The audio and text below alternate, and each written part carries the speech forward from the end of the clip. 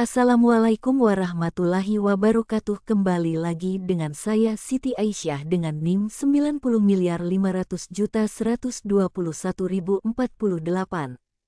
Kali ini kita akan membahas mengenai OJK dan Sistem Moneter Indonesia.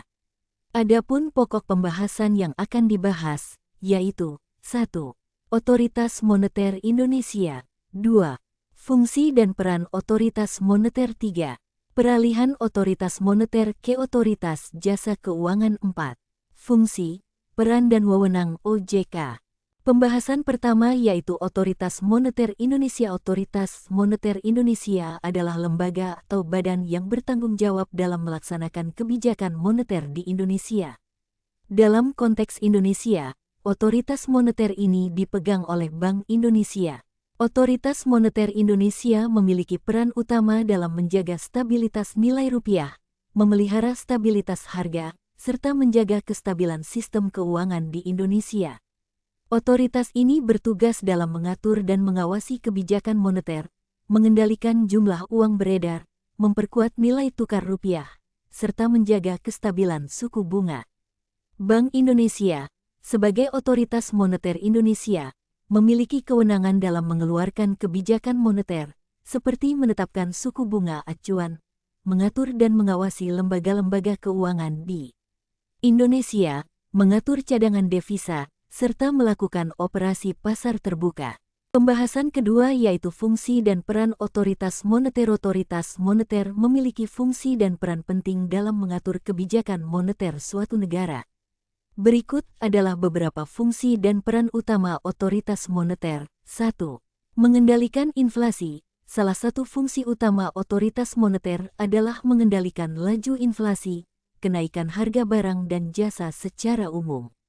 Mereka menggunakan berbagai instrumen kebijakan moneter, seperti suku bunga dan cadangan wajib, untuk mengatur jumlah uang yang beredar dalam perekonomian. Tujuan utama adalah menjaga stabilitas harga agar inflasi tidak terlalu tinggi atau terlalu rendah. 2. Keberlanjutan pertumbuhan ekonomi. Otoritas moneter juga bertanggung jawab untuk mendorong pertumbuhan ekonomi yang berkelanjutan. Mereka melakukannya dengan mengatur suku bunga, yang pada gilirannya mempengaruhi motivasi masyarakat untuk berinvestasi dan berbelanja. Suku bunga yang rendah cenderung mendorong konsumsi dan investasi, sedangkan suku bunga yang tinggi dapat meredam inflasi dan mencegah ekspansi kredit yang berlebihan. 3. Mempertahankan stabilitas sistem keuangan. Otoritas moneter memiliki peran penting dalam menjaga stabilitas sistem keuangan negara, termasuk perbankan.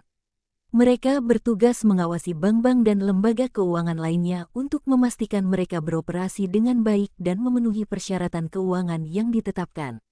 Jika terjadi masalah keuangan di sektor perbankan, otoritas moneter bisa melakukan intervensi seperti penyelamatan bank atau restrukturisasi untuk mempertahankan stabilitas sistem keuangan negara.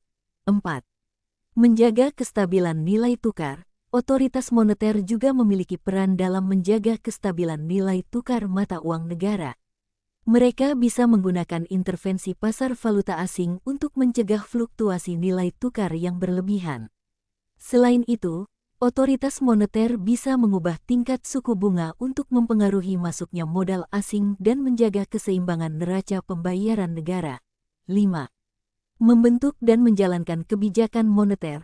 Otoritas moneter memiliki tanggung jawab untuk merumuskan dan melaksanakan kebijakan moneter yang sesuai dengan tujuan dan kondisi ekonomi negara. Mereka mengatur suku bunga, instrumen kebijakan moneter, dan mengelola cadangan devisa negara, serta berkoordinasi dengan pemerintah dalam mencapai tujuan kebijakan moneter yang ditetapkan.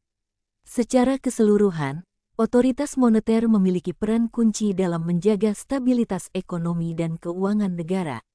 Mereka bertugas untuk mengendalikan inflasi, mempromosikan pertumbuhan ekonomi yang berkelanjutan, menjaga stabilitas sistem keuangan, menjaga kestabilan nilai tukar, serta merumuskan dan melaksanakan kebijakan moneter yang tepat. Selanjutnya pembahasan ketiga yaitu peralihan otoritas moneter ke otoritas jasa keuangan. Peralihan otoritas moneter menjadi otoritas jasa keuangan adalah langkah yang diambil oleh pemerintah untuk mengubah struktur pengaturan sektor keuangan dalam suatu negara. Biasanya, peralihan ini terjadi ketika pemerintah ingin memisahkan fungsi pengawasan dan regulasi sektor moneter dan sektor keuangan. Otoritas moneter bertanggung jawab atas kebijakan moneter negara, termasuk pengaturan jumlah uang beredar dan suku bunga. Sementara itu, otoritas jasa keuangan fokus pada pengawasan dan regulasi lembaga keuangan, seperti bank, asuransi, pasar modal, dan lembaga pensiun. Dalam peralihan ini, fungsi-fungsi yang sebelumnya dipegang oleh otoritas moneter dipindahkan ke otoritas jasa keuangan. Hal ini dilakukan dengan memindahkan personel, anggaran, dan wewenang ke otoritas jasa keuangan, serta mengubah peraturan yang mengatur kedua lembaga tersebut. Peralihan otoritas ini bertujuan untuk meningkatkan efisiensi dan efektivitas pengawasan dan regulasi sektor keuangan. Dengan memisahkan fungsi-fungsi ini, diharapkan dapat tercipta sistem pengawasan yang lebih kuat dan komprehensif, yang dapat mencegah terjadinya krisis keuangan dan melindungi kepentingan konsumen. Namun, peralihan otoritas ini juga harus mempertimbangkan beberapa hal, seperti keterkaitan antara sektor moneter dan sektor keuangan. Meskipun terpisah dalam pengaturannya, kedua sektor ini saling mempengaruhi dan peralihan ini harus memastikan koordinasi yang baik antara otoritas moneter dan otoritas jasa keuangan. Peralihan otoritas moneter ke otoritas jasa keuangan tidak selalu terjadi dan keputusan ini akan sangat tergantung pada situasi dan kebijakan negara terkait. Setiap negara memiliki kebijakan dan struktur pengaturan yang berbeda-beda, dan peralihan ini merupakan langkah yang tidak bisa dianggap sepele dan harus diperlakukan sesuai dengan konteks dan kebutuhan setiap negara. Pembahasan terakhir yaitu fungsi, tugas dan wewenang Otoritas Jasa Keuangan, OJK, adalah lembaga di Indonesia yang bertugas mengawasi dan mengatur sektor jasa keuangan yang meliputi perbankan, pasar modal, asuransi, dan lembaga keuangan non-bank. Berikut adalah fungsi, tugas, dan wewenang OJK. 1. Fungsi OJK. A. Regulator. OJK memberikan peraturan dan regulasi yang secara konsisten diterapkan di sektor jasa keuangan untuk melindungi kepentingan publik. B. Pengawas. OJK bertanggung jawab mengawasi sektor jasa keuangan untuk memastikan lembaga keuangan beroperasi dengan baik, memiliki keuangan yang sehat, dan melaksanakan kebijakan dan peraturan yang ada. C. Pengatur. OJK menyusun kebijakan dan peraturan di sektor jasa keuangan, termasuk mengatur likuiditas, modal, dan investasi lembaga keuangan. 2. Tugas OJK. A. Memastikan stabilitas sistem keuangan. OJK bertugas memastikan stabilitas sistem keuangan di Indonesia melalui pengaturan dan pengawasan yang efektif terhadap lembaga-lembaga keuangan. B. Melindungi konsumen. OJK bertugas melindungi dan memberikan perlindungan kepada konsumen terhadap lembaga-lembaga keuangan yang tidak bertanggung jawab atau melanggar aturan. C. Meningkatkan inklusi keuangan. OJK bertugas meningkatkan akses masyarakat terhadap produk dan layanan keuangan yang terjangkau dan aman, terutama bagi kelompok masyarakat yang tidak terlayani. 3. Wewenang OJK. A. Mengatur dan memberikan izin. OJK memiliki wewenang untuk mengatur dan memberikan izin operasional kepada lembaga keuangan.